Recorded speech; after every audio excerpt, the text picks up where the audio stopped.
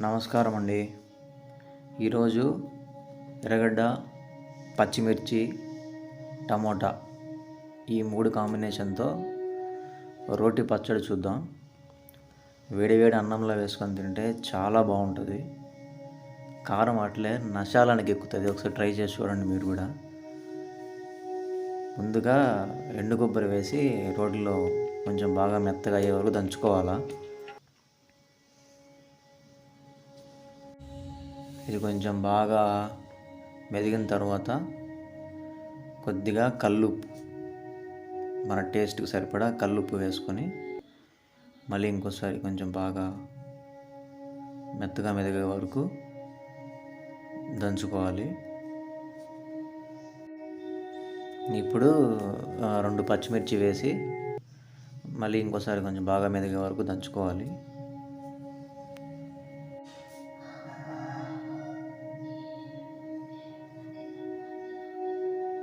చాలా బాగుంటుంది వేడివేడి అన్నంలో లైట్గా నెయ్యి వేసుకొని తింటే. వేడివేడి అన్నంలో కన్నా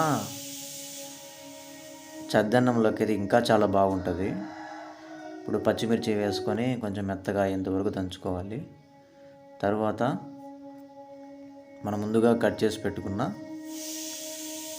ఆనియన్స్ వేసి మెత్తగా అయ్యే వరకు దంచుకుందాం.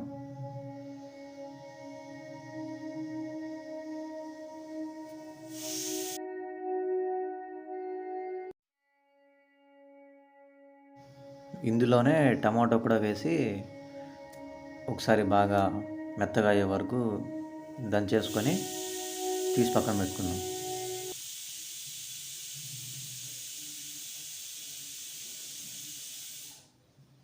ఎర్రగడ్డ, టమోటా పచ్చడి రెడీ అయిపోయింది.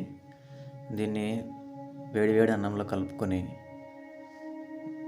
తింటే ఎక్సలెంట్గా ఉంటుంది.